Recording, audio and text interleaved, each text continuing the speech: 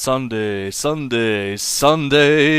was the last day of the convention. Now, don't get me wrong, it was still a very good day nonetheless, and you might be saying at this point in time, oh, but Marlo, you said every day of the convention was a good day. Well, that's because it's, true. Now, the last day of the convention for any furry convention, or any convention in general, is often regarded as the least exciting day since most people are, well, leaving. However, despite this, I took it upon myself to squeeze as much enjoyment as I could within the finite amount of time that the convention is scheduled for. Just because it's the last day doesn't mean you can't have fun. So, bright and early on Sunday morning, the fursuit games were to be held. Now, one thing that kind of irked me was the scheduling for certain events. The fursuit games were to be held at 11 o'clock in the morning, which that's not too terrible for someone like me, someone who doesn't stay up until 6 a.m. partying, but as you can imagine, furry conventions are notorious for partying and late night shenanigans that go on until, well, the break of day. There was also another panel on Sunday which was hosted at 9 o'clock in the morning. Even when I'm not out partying or attending conventions, 9 o'clock in the morning is still quite early for, for a lot of people. However, the panel that was scheduled for 9 o'clock, it wasn't really something I was overly interested in attending to, so I can't really complain all too much. But imagine if the hypothetical panel at 9 o'clock in the morning was like a hockey panel or something, I'd be livid if I missed that. But anyway, I've heard of a few individuals not being able to make the fursuit parade on Saturday the previous day, which was also held at 11 o'clock in the morning, and the fursuit parade, and to a lesser extent the fursuit games, are a big deal. And to miss out on them, that kind of sucks. But anyway, I'm getting off track here as per usual. The fursuit games are physical activities reminiscent of casual outdoor schoolyard activities to be performed while in fursuit. There was red light, green light, a couple different versions of Hungry Hungry Hippos, trying to retrieve as many balls as one can, musical chairs, and a modified version of floor hockey. Now, I was really irked, peeved, disgruntled, and grumbly when the impromptu changes to the traditional hockey game were blatantly changed. Instead of hockey, it was some sort of weird activity of attempting to push one fursuiter who was on a wheeled platform between the opposing goalposts. Now, this never really went anywhere because the big pile-ups were just too strong. So at the end of the day, it was just two mosh groups pushing at an object that wouldn't move, as demonstrated by this video, which was shot by Zillion, and his YouTube channel being imaginatively unimaginative. I don't even know what I'm watching anymore. It's just two giant mosh piles. Is this more entertaining than football? No. Is it entertaining? Yes. So, I was really looking forward to playing floor hockey in fursuit. I really want to play hockey in fursuit, but I'm just so frustrated just thinking about it. I think it would have been a heck of a lot more fun. I still had fun, at the end of the day. It was still good. Affinity, the organizer of the fursuit games, he actually came up to me during the fursuit games and praised me for doing so well since it was my first time fursuiting. Now, at this point, being Sunday, people have gotten to know me a little bit, or at least heard my name from time to time, so it was super humbling to have Affinity compliment me on my first ever time at the fursuit games. It's funny how you remember little things like that, a small compliment can go a long way. The grand finale was musical chairs, and even before the fursuit games begun, my convention roommate, Rico, she told me time and time again throughout the entire convention that she was going to win at musical chairs, and It was a hotly contested game. I didn't do so well, but Rico, much to her credit, she actually won the game. Anyway, moving right along here, immediately after the fursuit games, the Nerf gun war was to be held. In fact, the Nerf gun war had already begun in a conference room on the other side of the convention hotel. So at this point in time, I was already exhausted from playing physical activities while in fursuit. It took a lot out of me to make it through it to the end. I wanted to participate in the Nerf gun war, but to have that activity immediately right after the fursuit games, so much so that it had already begun while the fursuit games were still wrapping up opposite side of the hotel. Like, how is it even possible for any fursuiter to participate in both things? Now, if there was like a 2-hour break in between, it would be completely feasible for fursuiters to participate in both events.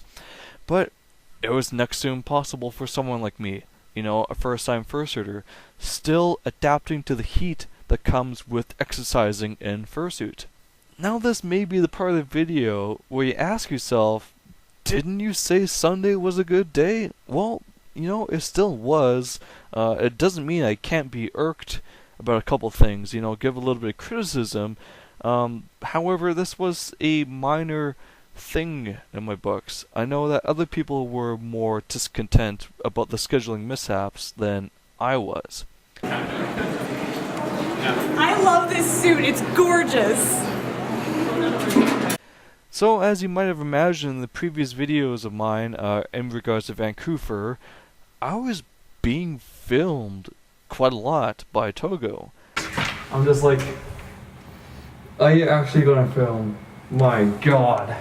During one point of the convention, he just decided he was going to make an impromptu documentary about VancouFur itself.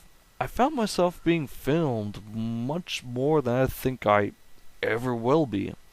This also meant there were many interviews with attendees. I'll be sure to let y'all know when Togo has finished his documentary, so be on the lookout for that sometime in the near future.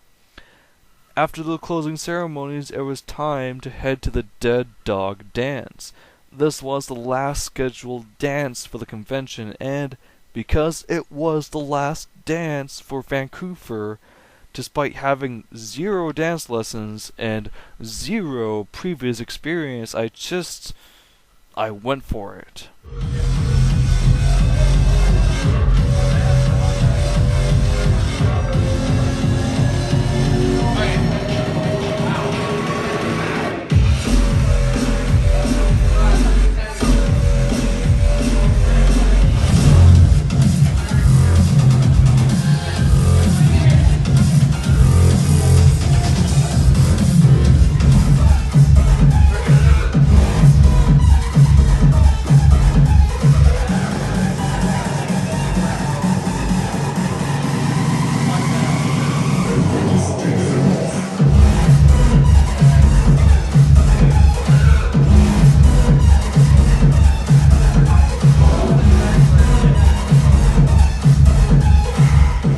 First and foremost, I just wanted to have fun, and even though that the Dead Dog Dance is often regarded as the weakest dance of any convention since it happens on the last day, it was still my favorite dance that I attended.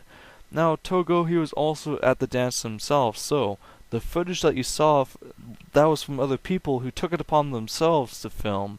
I didn't ask, and there were times where I was unaware that I was being filmed. And well, wow, did I ever heat up rapidly. I know I've been droning on and on about how hot it is inside the fursuit, but oh my goodness, did I ever work up a sweat.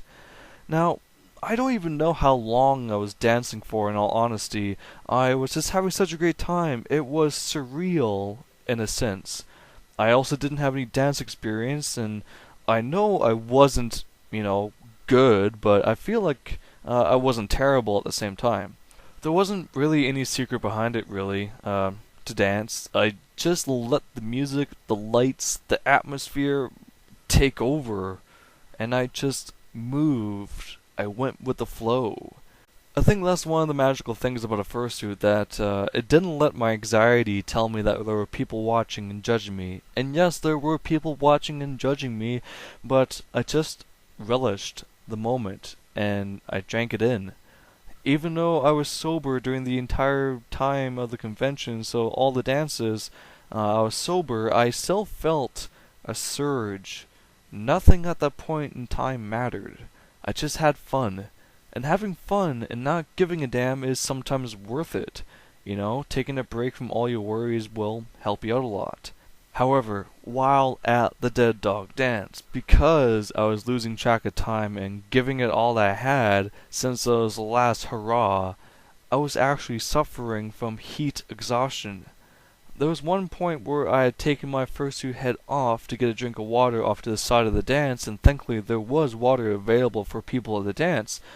And I took off my balaclava, you know, the base layer that goes over my head to keep the sweat out of the fursuit and to help keep me cool, and then I misplaced it. You know, looking all over, I couldn't find it. I was delirious and lightheaded. I couldn't see straight.